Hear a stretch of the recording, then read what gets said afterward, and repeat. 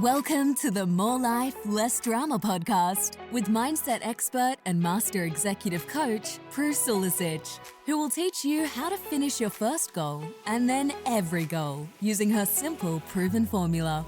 If you're ready to live more life, have more fun, and reach your potential with less drama, you're in the right place. Hello. Welcome back to another episode of More Life, Less Drama, where I love doing things twice and sometimes 3 times and 4 times. And often in those times when there are so many challenges, I literally just want to give up. I'm not sure about you, but for me, I'm like, oh, really? Why do I have to have so many challenges for something that should be so easy?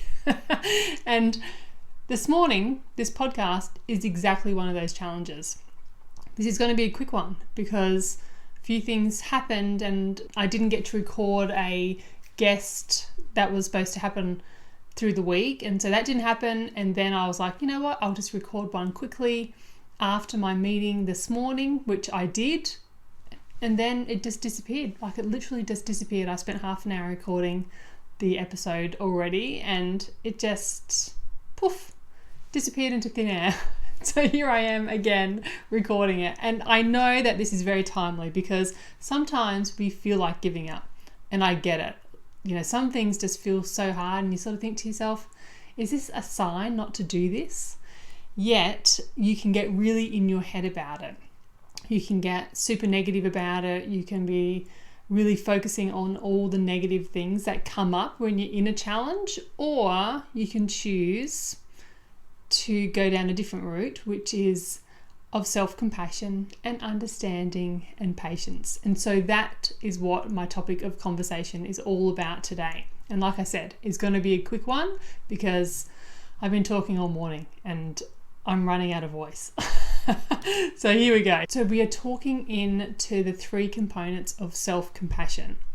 The first thing that I want to tell you about self-compassion is it's simply just being kind to yourself when things don't go perfectly. I know that you want things to go perfectly, exactly like I want things to go perfectly. I don't want to do things twice, and I don't want challenges and hardships and like road bumps and all those things. But the honest truth is that life is always going to throw this stuff at you. So we have to figure out how to get through it. And the way is using self-compassion. So like I said, self-compassion is treating yourself kindly even when things are challenging and hard and not happening perfectly the way that you want them to. It's thinking about how to say things to yourself that you would say to a close friend that was going through something similar.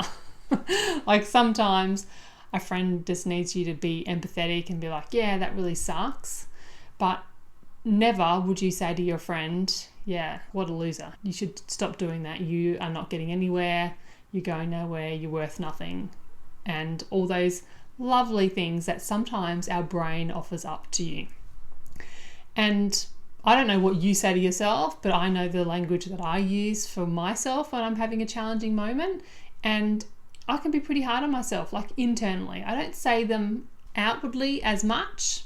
I sometimes do. I'm going to actually own up to that. Sometimes I say them out loud. And you know how I say them out loud that I get caught out is because I'll say them in front of my kids or something and they'll be like, Mum, you can't say that. And so I'm sure you've been there too. It doesn't happen as often as it used to though. And so self-compassion is super important when you're in those challenging times and you just want to give up and just spinning in the circle of negative thought, negative feeling, negative thought, negative feeling. Okay, so that's what happens. You get into this loop. You get into the loop of negativity, and sometimes it's hard to find a way out of there. Like the exit is not clear. You're like, how on earth do I get out of this cycle? Self-compassion is how you get out of that cycle. I often say to people about choosing your emotions, and there's some people that don't believe that you have the option of choosing emotions. I totally believe that you do. And I want you to imagine right now that in any given circumstance, and I'm talking about any given circumstance of life, you get to choose what emotion you want to feel in that very moment. Imagine a platter being ferried around the room with all the emotions on there, like every single one. That is what is available to us all the time.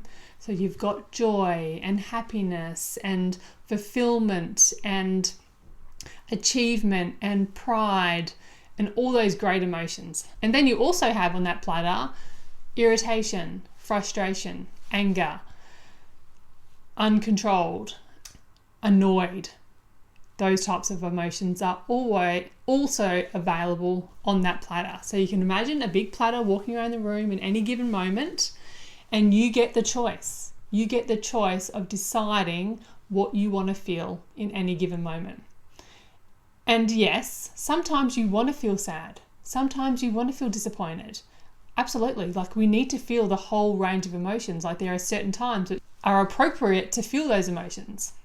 But mostly what is happening is that we're feeling emotions that are just not appropriate for our lives. Like the lives that we want to show up in. We might be feeling embarrassed or nervous or fearful when we really want to feel empowered and love and joy and happiness and connection. But we just keep going to all these negative emotions instead. So imagine that you get the choice, that there's this platter. You get to choose which one you're going to pick up. So when you're sitting in whatever challenge that you're in at this particular point in time, what do you want to choose? Who's the best version of yourself and what do they feel in this challenging moment? Okay, so we get to choose. So will you pick up irritation? Is irritation going to help you get to the end of your goal or get through the challenge? Is patience maybe better? Maybe you can pick up that. And so if you get the choice, what would you choose in any given moment for the circumstance that you're in? I just want you to think of it like that, because when you're in that negative loop of circling around of negative thought, negative feeling, negative thought, negative feeling, it just weighs you down. Like, emotions can be heavy. They can stop you from taking action. And if you're in a space where you need to take action, if you're feeling sadness and guilt and uncontrolled or disappointed, it can stop you from taking the action that you really want. And so to get out of that loop and into a more positive loop, you have to understand that you get to choose. And the way out of that loop, like I said, is self-compassion. So there are 3 parts of self-compassion that I want to talk about today. 3 components that I feel that make up self-compassion. The first component is self-kindness. And self-kindness is basically, at its bare bones, speaking to yourself gently and kindly, especially when you feel like you've fallen short. This is the most important time to speak kindly to yourself. Now, you might be a person that thinks motivation comes from you kicking yourself up the butt, being really hard on yourself, and that's what actually drives you into motivation. What I want you to maybe think about and have a different perspective on is that maybe that you need a carrot of self-love and self-compassion is actually going to help you get there faster, because the kick up the butt, you might just get really sick of that really quickly. Definitely speaking kindly and gently to yourself is going to help you get out of that negative cycle. So that's the first component of self-compassion, self-kindness. The second one is common humanity. And this is recognizing that everybody struggles, that every human on the planet has similar feelings to you. Different circumstances, yes, but we all feel similar feelings. There actually has been studies done that have put people in MRI machines, and I'm not sure how they did it, show people pictures or whatever, but they incited certain emotions in people and they looked at how your body lit up, like the energy of your body lit up feeling certain emotions. What was discovered was that people feel emotions in similar ways. Like, it shows up in our bodies very similar to each other. So fear, for example, it's very upper body, like lots of red, while love is like this whole body sort of blue, and nervousness is in the gut. That's where it shows up in most people's bodies. So it was really interesting. I can actually link something in the show notes that will show you the imagery of that study because it is really interesting. So back to the common humanity, because everybody feels emotions. It's really important to know that you are not alone when you're going through anything challenging or having these negative thought and feeling loops. We all make mistakes, we all have struggles, and we all feel inadequate at times. We all fail as well at times, and it's okay. So knowing that we all have this common humanity will help you with your self-compassion, because when we're thinking that everybody goes through this as well, it tends to be easier to be kind to ourselves and to be gentle on ourselves. The third component of self-compassion is mindfulness, and this is being aware of your thoughts, your feelings, and your actions from a place of non-judgment. I talk about this, which I learned from my coach, as being the compassionate observer of your thoughts, feelings, and actions. And it's like having this third perspective. So imagine you get a zoomed out perspective of what is going on, and instead of being harsh on yourself and judgmental, you are being quite neutral, and you're looking at things from quite a neutral perspective, and you can see what you're thinking, how you're feeling, what actions you are taking because of those feelings, and you're just giving yourself full permission for self-compassion in those moments. Because it's from those moments that you get to learn about yourself. It's not from the moments that you're being really hard on yourself that you're learning. It's from those moments that you can zoom out and be mindful of what's going on and learn from those things in that very moment. Now, this is the most important part of self-compassion.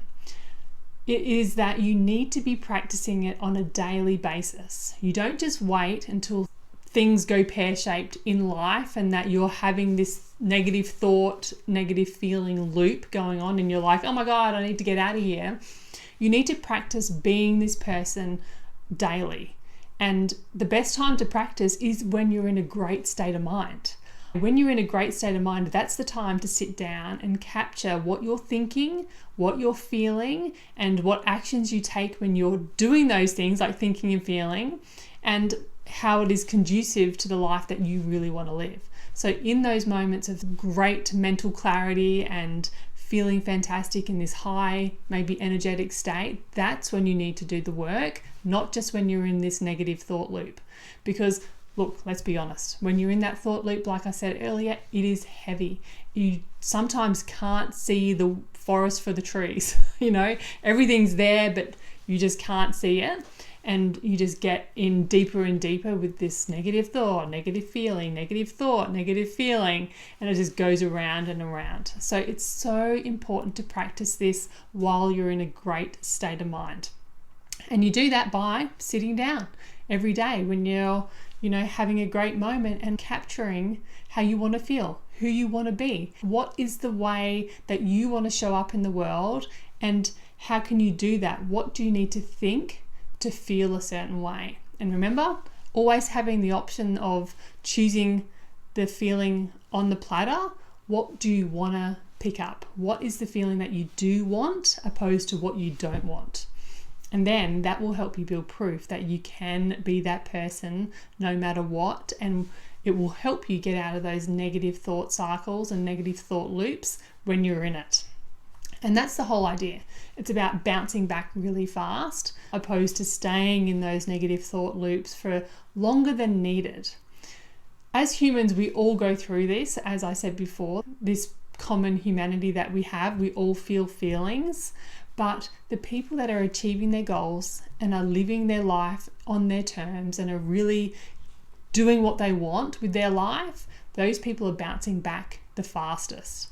We all have those feelings, yet people that are finishers of their goals and of their dreams, they are bouncing back fastest from these negative thought loops. They're just not staying in them. They're not indulging in these negative cycles, and they're choosing to get out of it really fast. And so that's what I wanted to share with you today. That was the 3 components of self-compassion. I taught this last night actually inside my reconnection series that I'm doing currently. And this reconnection series is all about coming back to yourself. I have felt disconnected myself from a lot of stuff going on. And I know that when I'm feeling that way, it reminds me, yes, there's going to be other people feeling that way as well. So I created this series that is 100% free, and I'm holding it over 8 weeks. We've already done 2 weeks of it, and I've got another 6 sessions to go. We're meeting on Zoom Thursday nights at 6:30 p.m. Australian Eastern Standard Time, and you can simply just sign up and join the call and be supported and be in a conversation about how to get out of these negative thought loops, how to reconnect back to who you are and what you want, and just learn about yourself. That's what it's all about. And so the offer is still there. Doesn't matter if you've missed 2 weeks. You can join 1 week and not join anymore if you don't want to. You can come along whenever you want to. And we are doing that for the next 6 Thursdays. So all the information will be in the show notes of this episode, and you can join anytime. I really hope that helps. So that was something that we talked about last night. Next week we've got a different topic, and if you sign up, you'll get all the information about that, what weeks have what topics, and it's just a really fun way to connect and realign with our own goals. Okay, my friends, that's it. I told you it was going to be pretty short and sweet. And I'll be back next week with another episode and hopefully a guest coming on soon. Have a great week. I'll talk to you all soon. Bye-bye. Thanks for listening to More Life, Less Drama. If you're ready to finish your goals, Prue invites you to join her inside the Finishers Club, where you will learn how to finish your first intentional goal, the hardest part, then complete every goal you set your mind to using her simple formula. Visit head-coach.com.au to get started today.